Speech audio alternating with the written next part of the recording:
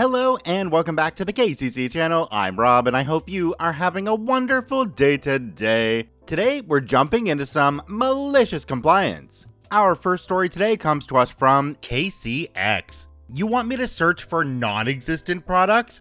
Got it. Let's jump right in.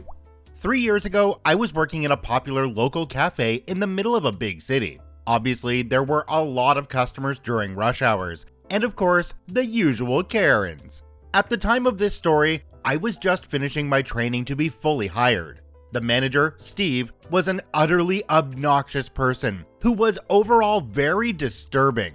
He'd tell us to do something, then change his mind while we were halfway through it. Anyways, he wasn't exactly competent, but we were low on staff and the owner desperately needed a manager. So this one day, I'm just clocking in and I see my first clients are a bunch of kids and their Karen of a mom. Yes, she had the haircut. The following conversation ensued. What are your muffin flavors? We have naming all the muffin flavors. Karen interrupted me. No, I'll just take one of those special edition muffins. Points to the back of the kitchen like she's expecting me to make them for her. Oh, sorry, those are limited edition muffins. We don't have them anymore. Karen rolled her eyes. Yeah, I know, just give me 5 of them. Me a bit louder thinking she didn't hear me. We don't have those anymore, ma'am. I'm sorry. Just give me them. What's wrong with you? Give me your manager. Now, at this point, I'm pretty pissed because this woman is screaming at me at the top of her lungs and gathering all the attention towards her. So I do as she asked and get her the manager. Steve looks mad as soon as I disturb him. He goes to see the Karen and comes back to me. Just give her the muffins now. We don't have any of those muffins left. I already explained that to her. There are some left. Just find them. Where are they? I'm pretty positive we don't have any left. I don't care about your opinion. Just find them already. Ask others to help you find them if you're that dumb. And don't go back to that lady or any other clients until you find those muffins. Me thinking about what he just said. Okay, sir. I'll give her the muffins. That's better. So I go and try to find them everywhere in the store. Of course, there is none left, as the muffins are seasonal items, and since none arrived in stock, there is no special edition muffins left. Cue malicious compliance. Since Steve told me to not go back to that lady or any other clients until I found the muffins, I do exactly that. Since he also told me to ask others for help, I make sure to let every employee know my desperate need for help in finding the muffins. In the end, since no one likes Steve anyways, we all went searching for the muffins. For several hours, clients kept pouring in until one of them dared to ask what we were all doing running around. I calmly explained that our manager sent us searching for something and we couldn't work until we found it. I insisted that our hands were tied and we couldn't serve them until our manager said so. Every single client went banging on Steve's door demanding to talk to him. As soon as he opened the door, everyone started yelling at him to let the employees serve them. Visibly confused by so many people in the cafe and in front of him, he shouted my name. I wasn't allowed to stop searching, so I replied by yelling back too. He eventually came in front of me and asked me what the F was going on. The following conversation was priceless. Oh, I was just searching for the muffins. Steve looked like he was about to pass out. What? Why? Well, you asked me to find them and to get help if needed. You insisted I shouldn't go serve anyone until I find them. Since we never found them, we never got to work again. Steve, realizing he just lost hours of profits. Seriously? Go back to work now. Me with a smug smile on my face. But we didn't find the muffins yet, sir. Would you like to search with us? Steve went ballistic on me saying this was insubordination, that I had the IQ of a slug, etc. Meanwhile, the Karen sent multiple complaints to the owner about the manager. At the end of the day, the owner personally came in to announce to Steve he was fired and replaced by one of my coworkers. We never had any other seasonal muffins after that. Okay, does anybody else here think that Steve and Karen would make a wonderful couple? Because they're so much alike, they would get along. And come on, OP, just go into the back room and whip up a new batch of muffins. I mean, what do you even have a back room for? Come on. In all seriousness though, I'm glad your coworkers got in on it with you. That made things a little bit easier, and then the boss couldn't really just come down on you. They had to come down on everybody, which makes it a lot more difficult of a situation for the boss. Do me a quick favor and take a look down below the video. If that subscribe button's still red, it means you're actually not subscribed to the KCC channel. Please hit that subscribe button for more daily Reddit stories. This next story comes to us from Cinnamon Gin. Natural occurring colors. Let's jump right in. In the early 2000s, I worked at a Canadian casino. The place had so many ridiculous rules, including some very particular rules about makeup.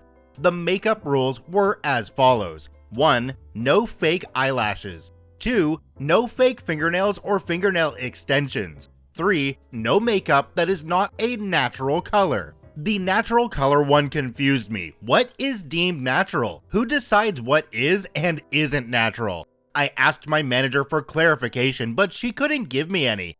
Just keep it natural. Use natural occurring colors and you'll be fine. This did not sit well with me. Cue malicious compliance. My aunt has her master's in environmental science. I went to her house one evening and picked her brain about natural occurring colors. She informed me that, scientifically, naturally occurring colors are colors that can be found directly in nature. She even showed me a textbook that directly spoke about natural occurring colors. I borrowed the textbook and highlighted the paragraphs that specified this. Keep in mind, this was well before you could just Google something. The only way to back up the claim was to carry that 750-page textbook to work with me. My next shift, I went all out. Green eyeliner, eggplant-colored eyeshadow, yellow nail polish on one hand, and mango-colored on the other hand. I hit the floor to work, and within the first few minutes, I get hauled into my manager's office. OP, what do you think you're doing? You cannot wear those colors. You know our policy states natural occurring colors only when it comes to makeup. Head to the staff bathroom immediately and remove it. Wordlessly, I headed to the staff bathroom. But instead of taking the makeup off, I went to my locker, grabbed the textbook, and marched back to my manager's office. Excuse me, manager, I am wearing natural occurring colors. Here, look at this textbook that specifically states what natural occurring colors are by definition. I watched her face change as she read the book. First, she looked pissed, then worried, then finally resigned herself to what was happening. OP, do you really need to be that type of person? The type that follows the rules? I thought that's what you wanted me to do. She asked me to head back to the floor. For the remaining time I was employed there, I wore whatever color makeup I wanted. And so did almost all of my coworkers. They tried coming out with new rules, but could never get the wording right. F stupid rules, malicious compliance for the win. A while back now, I worked for a furniture leasing company, and the manager there had the biggest case of big fish in a little pond. One of the quote-unquote dress code rules that we had there was that you had to be clean shaven, and the boss would make sure that he checked that every time you came in, to the point where one day he put his hand on my face. In no uncertain terms, he was told to never do that again, and that he was lucky he wasn't lying on the ground. This next story comes to us from Family Money Time. You have to get this fixed. No, you will have to get it fixed. Let's jump right in. Okay, this is a secondhand story from a workmate. Happened in the 90s with a major oil and gas provider. We will call this Mob Company X. For the purpose of this story, my workmate will be called Jono. He worked for a contracting company which deals with servicing equipment for said Company X. Like many other industries, Company X contracted out a lot of the jobs to many service providers, many of which mobilized office staff to the major field facilities provided by Company X. Upon winning contracts from Company X, service providers either build office buildings in Company X's land or moved into existing buildings that belong to Company X. This is important to know for later. Back in the 90s, there was a massive push for job safety and industry-safe conditions and safe work conditions. With the push, new safety staff in Company X were hired with the mentality of changing the industry with an iron fist. It's our way or forfeit the terms in your contract and get the boot. When these safety guys came in, they started shaking up every nook and cranny. First service provider had their operation shut down for 2 weeks due to lack of operational guidelines. The second company was told their building was a fire hazard and their chemical storage was a mess. 3 weeks to get it fixed before the service provider could get back up and running. Fast forward to Jono and their provider. At this point, safety was on a roll, making the whole industry safe at the cost of the service provider's sanity and work hours, pretty much throwing their weight for everyone to catch. When it was their 2-week period for a safety audit, the safe auditor had developed a multiple item checklist that they found wrong with other service providers. During the whole 2-week audit, they were hit with pretty much everything wrong in a workplace, with the building, the chemical storage, and other menial items, so much so, the auditor brought in the safety head manager of Company X to talk to Jono and his manager with the sorry state of the workplace. They pretty much said if you don't get it all changed and fixed, you will lose the contract for unsafe work conditions. Jono was pretty much losing his crap at this point, didn't know where to start, but his manager took the list and read through it, then handed it back to the safety auditor. With a massive grin on his face, he said, "This is a Company X building. We rent off of Company X for the facilities and the workplace. Since you started your safety audit 6 months ago, I have been requesting to Company X upper management for an upgrade of facilities, but to no avail they pushed back. Now that we have to shut down due to unsafe workplace that Company X is unable to provide, we will have to stop servicing equipment that maintains the operation of over 500 gas wells, effectively shutting down over 50% of all gas production in this area." Note, Company X was and still is a major natural gas provider. If there was a potential risk of losing 50% of all gas production, of course, someone's going to get the boot. The safety manager was all deflated and didn't have anything to say. The auditor replied with, "We will have to come back and research what the conditions of the lease agreement in your contract is before we can continue." In the end, it took Company X 1 month to fix everything in Jono's workplace. They pretty much got away scot-free. There must have been a massive meeting or something, because all the auditors prioritized buildings that belonged to Company X and got their building fixed. I was so worried this was gonna go the way of them saying that, "Oh, okay, the building's fine then, just keep working and everything will be okay." I was glad to hear that they still had to do things to get it fixed, and that it was under the dime of the bigger company, not the contractors. This next story comes to us from Who Skewed the Pooch? Forget everything about this place, a malicious compliance over a decade in the making. Let's jump right in. Many years ago, I worked for a little company. CEO was a miser of the first order. We needed image hosting for a large client account, and CEO was unwilling to pay for maybe $2,000 to $3,000 in annual image hosting fees at the time, even though the company made millions off the deal. Me being an enterprising individual, I figured out a way to host the images on Flickr. I saved the login information in a physical notebook and kept informing them that this is a house of cards and we really need to switch to a professional service. Several months later, I was promoted and asked for a raise to go with my promotion. CEO said no. All promotions and raises required CEO sign-off. I tried negotiating, but CEO said no, and to leave if I didn't like it. So I left. CEO told me to forget everything related to the job here, and he'd sue me if I did anything with the client accounts afterwards, sabotage or steal clients. I told him I'm leaving all my knowledge behind in the notebook in my final email to him, my manager, and BCC'd my personal email. In this email, a full inventory of what I left behind, invoices, contracts, etc., including this entry, personal notebook, account notes and reference material, including image hosting logins for such and such accounts, keep for reference. Recently, I received a professional networking site message from CEO, telling me to help them with my old accounts or he'll sue me. Apparently, Flickr changed their terms of service and the images were deleted. In over 10 years, nobody updated any documentation or the image hosting. Nobody bothered checking the email account either that was used to log into Flickr account. I told him that I cannot help. Per his request, I forgot everything I knew about his company, and anything I knew was in that notebook I left him over 10 years ago. Seriously though, I don't remember what I had for breakfast. Technical details from that long ago, I just laugh. OP added a quick edit on the bottom. It says, edited to add, thank you all for the awards and messages. I can't possibly respond to all of them, but I hope you all enjoyed the absurdity of it. Okay, come on, people don't work just to get a title, they work for compensation.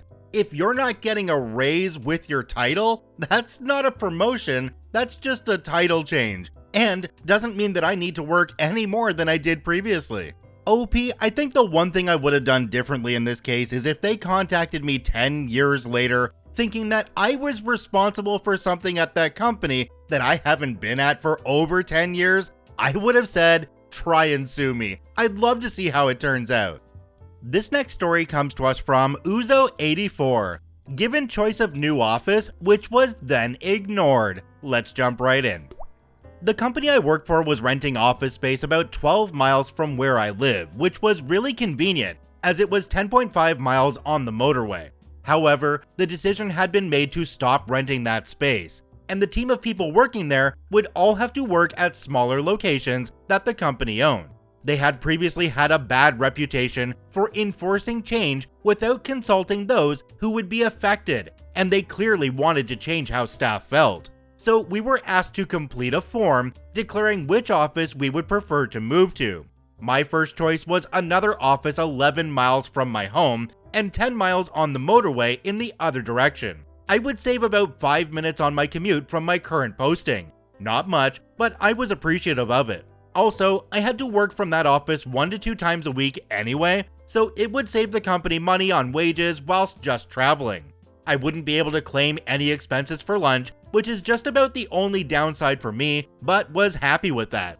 The company decided instead to post me to an office that, whilst only 5 miles from where I live, would require me to drive through suburbs to get there. It would nearly double my current commute time.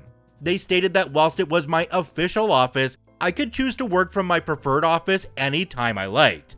I explained that from when I moved, I would be keeping all my PPE at the office rather than in my own car. That on the days I had to work from my preferred office, I would have to go via my official office to collect my equipment and PPE, and they would have to pay for my travel, as I was no longer willing to use my personal car for business, as I would be driving even more miles.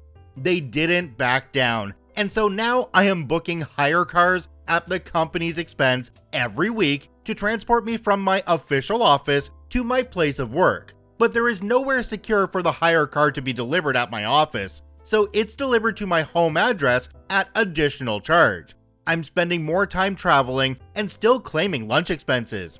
I figure in 6 months' time, I'll show them the cost-benefit spreadsheet I've been keeping and suggest they move me. Oh, and the reason why I was not posted to my preferred office, there would be too many staff based there, though 2 of the 3 staff who were moved there have always worked remotely from home. I'm not quite understanding why they had you fill out a form to declare what office you wanted to work from when they weren't going to listen to that anyway. And besides, you already worked in that office, so somebody there should have known it would have been more cost effective to keep you at that office you already worked at twice a week.